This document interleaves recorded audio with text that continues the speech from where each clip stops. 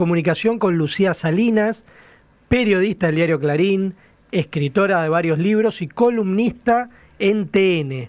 Ella está presentando ahora su nuevo libro Fronteras, que también es un documental. Hola Lucía, te saludamos Cecilia Domínguez y quien te habla Alejandro Alfie. ¿Cómo estás? Hola Alejandro, ¿cómo estás? Buenas tardes para vos, para Cecilia y para todo el equipo también. Bueno, primero te quería felicitar por el libro y el documental y preguntarte de Bueno, qué muchísimas se gracias. trata Fronteras.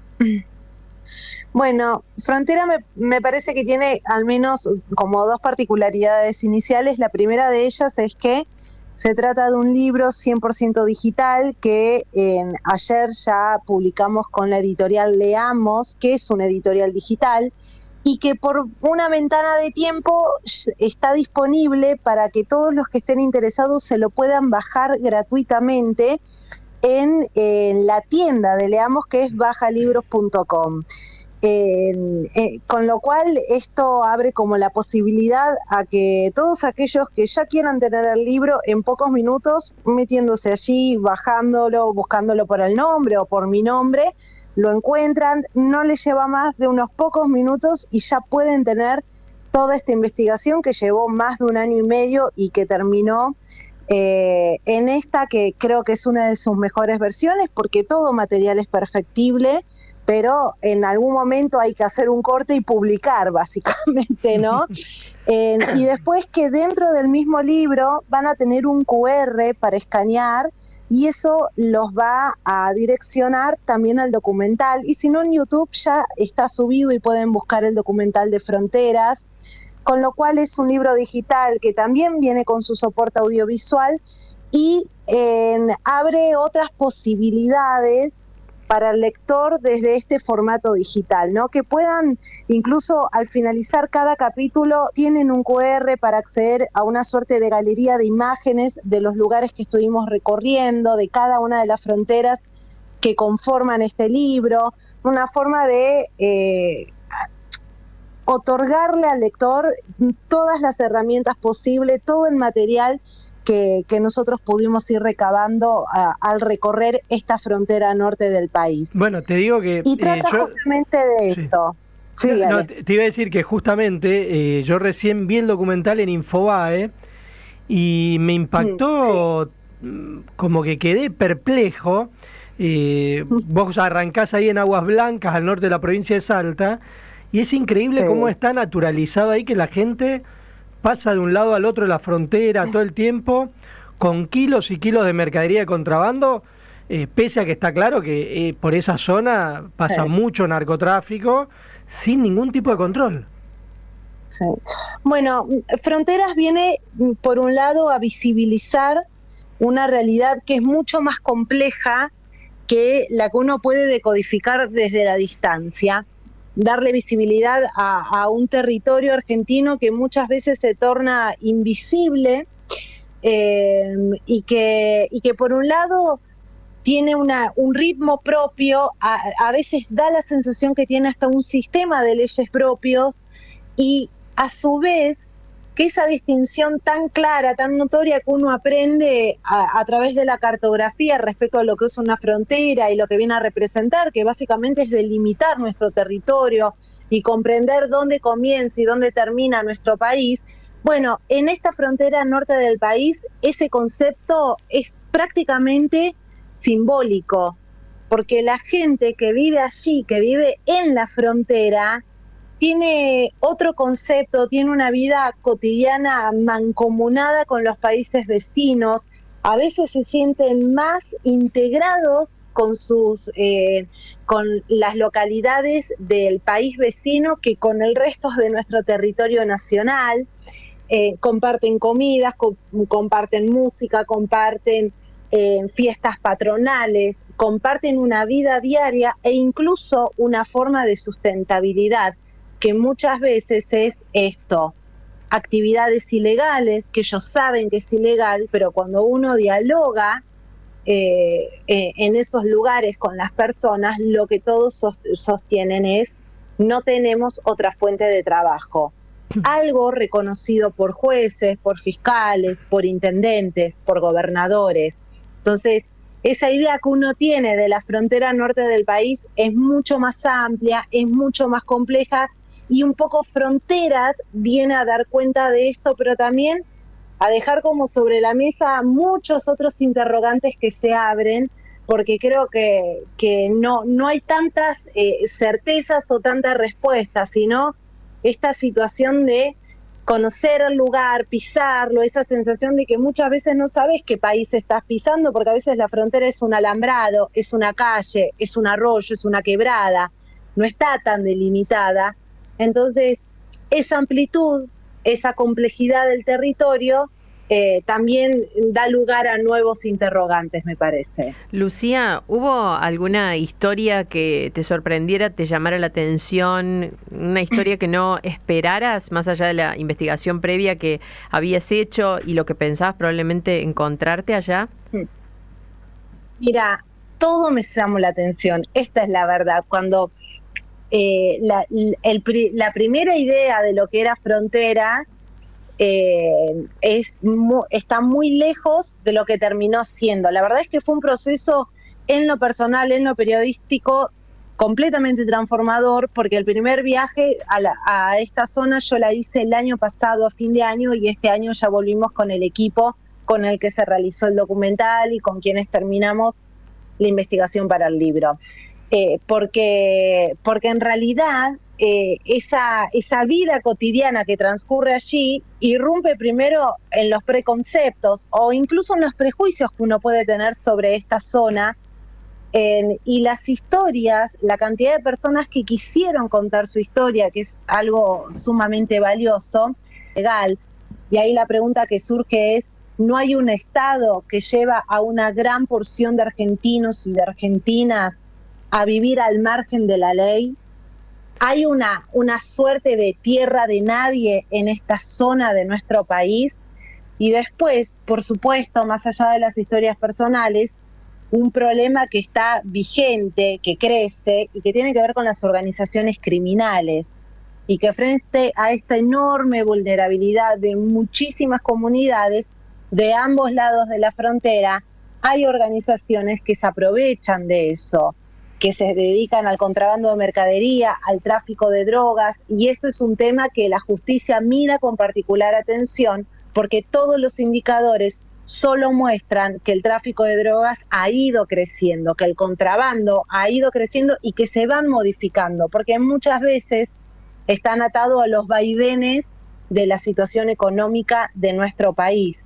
Eso es como un gran escenario, Cecilia, y en ese gran escenario hay un montón de historias, desde quienes nos contaban que en un barrio en Corrientes, que está construido a la vera del río a propósito para poder ingresar y sacar mercadería rápidamente, evadiendo todo tipo de controles, que por ahí hasta se cruzaban a las personas que fallecían en Argentina y que eran de nacionalidad paraguaya, y que los cruzaban en estos pequeños botes precarios porque no querían hacer los trámites migratorios, no querían pasar por aduana.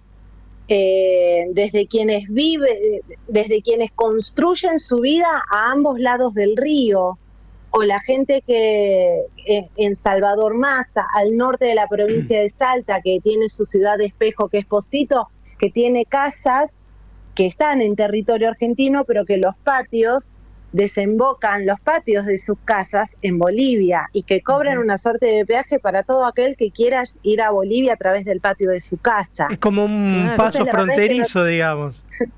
Exacto, bueno, al lado. Privatizado. Digo, y todos estos pasos están como uno al lado del otro y conviven con el paso formal de Salvador Massa, Pocito, Yacuiba, y el propio interventor de la ciudad de Salvador Massa lo dice en un momento en una entrevista: acá tenemos 78 pasos clandestinos, y esos son los que conocen, ¿cuántos más habrá que no? Él decía: nosotros tenemos 20 kilómetros de quebrada, que es nuestra frontera con Bolivia. Admiten que se vuelve incontrolable en algún momento, entonces que hay que pensar ese sistema desde otro lugar, y todavía no logran, no es que no logran entenderlo, sino que no logran determinar cuál es la forma más eficaz de tener un control sobre el movimiento de personas, de mercadería que hay en ese tipo de frontera. Lo cierto es que en cada tipo de frontera te encontrás con historias completamente distintas. Lo que pasa es que está claro que no lo van a poder resolver desde un municipio. Es decir, no es que Itatí o La Quiaca o esos municipios van a poder resolver el problema de la frontera con Bolivia o con Paraguay o con Brasil. Ahí lo que está claro es que el Estado Nacional se desentiende. Ahí en el documental, a mí me sorprendió la entrevista que le haces a Aníbal Fernández, al ministro de Seguridad, donde es como un mero comentarista de lo que ocurre, y uno ve en las imágenes cómo pasan decenas y miles de personas de un lado al otro de la frontera, que vos vas como periodista a mostrar eso, y el Estado Nacional no lo ve, mira para otro lado. Mira, en Orán, en Aguas Blancas, en Salta, en esos pasos clandestinos que se crean, son como hormigueros, realmente lo son, y las imágenes aéreas te lo muestran. Por esos pasos clandestinos, por día transitan más de 5.000 personas. En La Quiaca, por los caminos ilegales pegados a la frontera, nos indicaban las autoridades que van y vienen más de 4.000 personas por día. Todas esas personas no es que no identifican dónde deben hacerse los trámites migratorios. Hay algo en la vida cotidiana, y esto también lo dicen los jueces, los fiscales, incluso las autoridades gubernamentales, que hablan como del factor cultural. Uno de los fiscales lo decía, a nosotros tenemos hasta 3 generaciones de lo que allá se llaman bagalleros, que es la persona que cruza la mercadería de manera ilegal. Es algo que se ha enseñado de generación a generación como sustento de vida. Eso es lo terrible también. Y lo que sucede es que, esto también lo plantean algunas autoridades locales, es: sí, nos preocupa el contrabando de soja, de aceite, de combustible. Ahora también se estaba contrabandeando mucho combustible, pero lo que ellos piden es que se ponga particular atención en la droga, que es el gran problema, porque la droga que se comercializa en Buenos Aires, que va a Santa Fe y que termina en algunos puntos estratégicos de Europa, esa droga ingresa por esa frontera norte del país y recorre más de 4 provincias por tierra hasta llegar a estos centros de distribución. Ahora, entonces, ahí vuelvo a plantear otro interrogante. ¿Qué sucede en todo ese enorme recorrido desde el extremo norte del país hasta que esa droga llega acá? Pero uno ve que se hace a la luz del día, es decir, sin ningún tipo de control. Hay un lugar que vos mostrás ahí que decís, bueno, acá a 200 metros está el control de gendarmería, el paso legal. Eso es Aguas Blancas, y acá, digamos, a 200 metros tenés, como vos decís, 5.000 personas que pasan por día a 200 metros donde está la gendarmería. Sí, además es como todo un circuito ya armado, ¿no? El que ingresa la mercadería ilegal desde Bolivia, el que espera a orillas del río, el bagallero, que se mete en el monte, que va hasta la ruta, y que para sortear el control de gendarmería se creó como un bypass que desde un campo privado rodea ese control y desemboca 200 metros más adelante, y ahí hay fletes, taxis, remises que esperan a las personas que dejan la mercadería, y esa mercadería empieza a recorrer kilómetros y kilómetros hasta llegar a distintas provincias de nuestro país.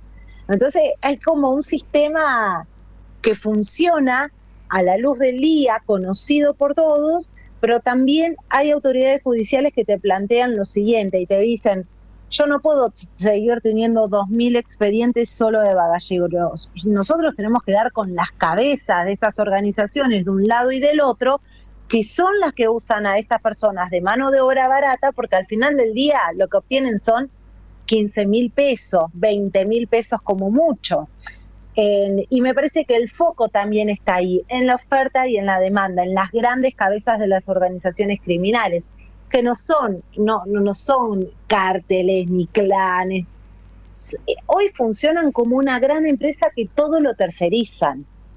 el que pide la mercadería, el que la tiene, el que se la da a otro para que la traslade, el otro que la ingresa, el otro que la mueve. Entonces todo funciona como una empresa. Y las autoridades de prefectura que lo plantean también dicen, el tema es que las organizaciones criminales están 24/7 pensando cómo sortear todos los controles. Entonces a veces el Estado llega detrás, a veces no, la mayoría de las veces. Acá nos llega un mensaje de un oyente que dice: felicitaciones para Lucía y para ustedes que la invitaron. Voy a tratar de leer su libro. Soy jujeña, nuestra frontera con Bolivia es un desastre. Cruzan a Jujuy, ocupan los hospitales y nadie paga. Y si vas a Bolivia, que no te pase nada porque si no tenés para pagar no te atienden. Además, pasan la droga por la frontera. Aporta esta oyente desde Jujuy. Bueno, el tema es que paseros, bagalleros, según la provincia es el nombre que tienen estas personas, que además es como una identidad, porque ellos ya se identifican por la acción que cometen, ¿no? Esto de mover la mercadería. Hay algunos que nos decían, yo no pregunto, a mí me dan el bulto cerrado y yo cobro por bulto y muevo el paquete. Y eso es lo que a las autoridades también le preocupa, porque adentro de esos paquetes a veces pueden ir solo zapatillas, pero a veces pueden ir zapatillas y droga. Y esto es algo que se ha detectado. Entonces hay como miren la cantidad de piezas que ya hemos charlado, que son como las piezas de este gran rompecabezas que es la frontera norte. La falta de fuentes genuinas de trabajo, esta situación de que hay una gran cantidad de personas que sienten que no hay otra alternativa. Después, las propias autoridades que admiten, ven, conocen cuál es el problema, pero sostienen que los recursos no dan abasto. La justicia que entiende que tiene que hacer cumplir la ley y que lo que es un delito a la luz del Código Penal es un delito y lo que es una infracción a la luz del Código Aduanero lo es también y que no hay otra interpretación ahí, pero también discuten con esta situación a la que ellos llaman el factor cultural, por decirlo de alguna manera. Y a eso también, se le suman un montón de elementos que hacen que veamos la frontera norte como desde muchas perspectivas, desde las voces de muchas historias de las personas con las que fuimos charlando, como también autoridades que intentan dar cuenta de lo que pasa allí, y también sumar esta otra mirada, que es estas comunidades, a su vez, pese a todo esto, cuentan con una gran riqueza cultural. Y eso también es parte de la realidad. Ahora, esta idea de la frontera que divide o que separa no es tan así para ellos. La vida cotidiana es mucho más hermanada con el país vecino de lo que uno piensa muchas veces. De hecho, vos ahí mostrás en Bernardo Irigoyen, donde hay una sola calle que divide a la Argentina de Brasil y no hay frontera directamente ahí. No, eso es, hasta que uno no está ahí, resulta como incomprensible, y estando allí lo es también. De un lado de la vereda estás en Brasil y del otro lado de la vereda estás en Argentina. Claro. Y en esa zona, Bernardo de Irigoyen, que es la ciudad más oriental que tiene la República Argentina, en la provincia de Misiones, la gente lo tiene como muy, muy asimilado, pero la justicia observa que ha crecido mucho el contrabando de exportación, como le dicen ellos, que es de vinos de alta gama argentinos hacia Brasil. Entonces, cada frontera tiene un tipo de delito, una particularidad geográfica, un tipo de comunidad, pero cuando uno en Bernardo de Irigoyen habla con los argentinos, incluso en esa localidad el idioma que predomina es el portuñol, de la vida en convivencia que tienen con Brasil. Esa ciudad limita con 2 localidades brasileras. Entonces la verdad es que en lo personal fue descubrir una Argentina que con todas estas complejidades me era desconocida y que uno puede teorizar desde la distancia muy fácilmente, pero la verdad es que pisar ese territorio proporciona otra información y hace esto, nos permite intentar comprender todo lo que transita y todo lo que transcurre allí. es que aparte uno está acostumbrado a viajar en auto, en micro, en avión, y hay controles para eso. Es decir, cuando vos pasás la frontera, viste, en el avión te ven las maletas, en los micros también abren a veces las valijas o ven qué es lo que uno lleva. Ahora, esto de que pases bultos cerrados completamente en lugares inhóspitos, pero donde todo el mundo sabe que están y vos los mostrás ahí en el documental, es algo que uno no está acostumbrado a ver y tampoco está acostumbrado a que no haya una respuesta a eso.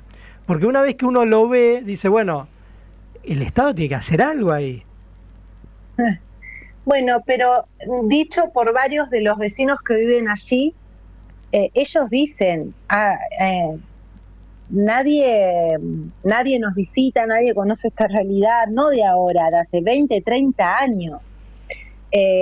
Insisto, me parece que hay en esa frontera norte otro tipo de Argentina que transcurre. Y pienso mucho en esto, y es que se nos torna completamente invisible desde las grandes ciudades, o desconocida al menos, y Fronteras un poco tiene la idea como objetivo de darle visibilidad a esa zona de nuestro territorio, darle voz a quienes se animaron a contar sus historias. Y en el libro van a encontrar muchísimas más historias que en las que mostramos en el documental, y también una cosa que también va de la mano, que tiene que ver con las posibilidades geográficas, lo que representa vivir a orillas del río Paraná, lo que representa la selva misionera, lo que representa esa quebrada en la zona de Salta con Bolivia, el río La Quiaca, digo, una geografía, un paisaje que es increíble, que es parte de nuestro territorio, pero que a la vez es muy bien aprovechado por las organizaciones criminales por lo que proporciona la posibilidad de eludir los controles, de poder escabullirse, de poder enfriar, como dicen ellos, mercadería en la selva y que no se encuentre por días. Bueno, así como uno puede conocer y valorar esa geografía, las organizaciones criminales la conocen, la ponderan y la aprovechan muy bien para sus intereses. Y también de todo eso busca dar cuenta Fronteras. Lucía, ¿cuánto crees que los candidatos presidenciales que tenemos en este año electoral pensaron en este tema? Mira, creo que ninguno, no es un tema de los candidatos presidenciales, me parece que es un tema de la agenda de la política. ¿Cuántas veces ustedes escucharon en la agenda de la política, sea del color que sea del partido que esté gobernando, a este tema como un tema acuciante? No. No es un tema de agenda, y eso también es algo que me llamó la atención cuando inicié con esta investigación. Y lo dicen las propias autoridades judiciales que trabajan en el norte del país, que ellos sienten un poco el desamparo institucional en muchos momentos, porque el hecho de que sea un tema de agenda, que eso después se convierte en una política de Estado, también deviene en la inyección de mayor cantidad de recursos para atender esta problemática. Y la verdad que el simple hecho de conocer algunos juzgados federales, algunas fiscalías, algunas oficinas gubernamentales, te da cuenta un poco de la falta de recursos que hay ahí. Entonces creo que, mira, puede ser que Patricia Bullrich, porque su agenda está centrada, o ella tiene como impronta la lucha contra el narcotráfico, la inseguridad, puede acercarse un poco más, pero está más enfocado en lo que ocurre en Rosario, en la provincia de Santa Fe, y no tanto este mapa tan complejo que venimos charlando, que representa la frontera norte, con sus virtudes también, porque me gusta señalar que esa frontera no puede ser solo sinónimo de delito, sino que también tiene que ser sinónimo de muchas ciudades, de muchas comunidades que entiendan la frontera de otra manera y que conviven con los países vecinos desde un lugar muy enriquecedor para ambas localidades, ¿no? Con lo cual, repito lo mismo, creo que hace mucho no vemos que esto sea un tema de agenda de la dirigencia política en general. Bueno, Lucía, yo te digo, traté de descargar el ebook, pero no logré hacerlo porque me pone que es .epub, que mi notebook no la registra, así que voy a ver cómo hago para descargarlo con alguien que me ayude con eso. Pero el documental es tremendo. El documental fue como un shock verte en esos lugares. Sí, bueno, sí, fue muy interesante el trabajo, debo decirlo, muy arduo también. Ahí también tienen la posibilidad, ayer salió una nota en tn.com.ar y desde ahí mismo pueden bajarse el libro, como también desde la nota que salió en Leamos, en Leamos Infobae, que salió una entrevista contando sobre el trabajo de investigación, también ahí pueden bajarse el libro. Requiere unos pasos, loguearse y demás, pero les aseguro que les lleva pocos minutos y ya tienen todo el libro gratis y lo pueden leer y pueden ir al documental desde el libro, y el mismo libro tiene imágenes que les muestra un poco el lugar del que les voy contando en cada historia. El libro se divide en las tres fronteras, la frontera de tierra, la frontera de agua y la frontera urbana, y adentro de cada frontera hay distintas historias.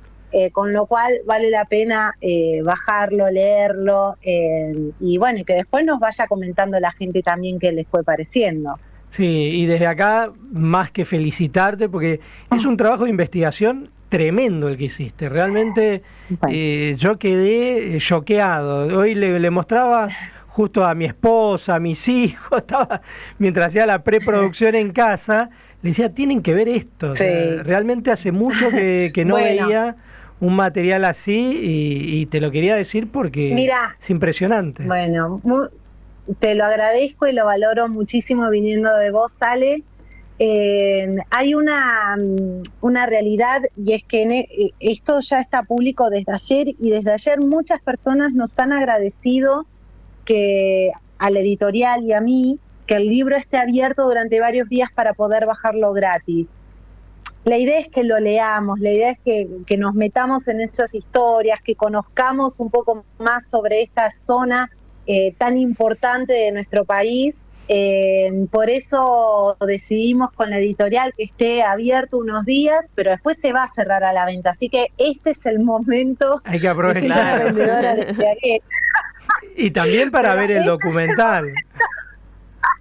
Para bajarse el libro, y sí, claro, y para ver el documental, y compártanlo porque la verdad está todo abierto para que todos puedan verlo, y la idea es esa, que podamos conocerlo, que podamos hacernos preguntas. Fronteras viene un poco a eso, a abrir nuevos interrogantes, y si alguien tiene respuestas, bienvenidas sean. Bueno, Lucía, te agradecemos muchísimo esta entrevista en Contacto Digital y te mando un fuerte abrazo. Un abrazo para los dos y un saludo muy grande a toda la audiencia de Radio Rivadavia. Gracias. Muchas gracias. Era la periodista Lucía Salinas, que acaba de lanzar su libro Fronteras, con un documental que realmente estremece.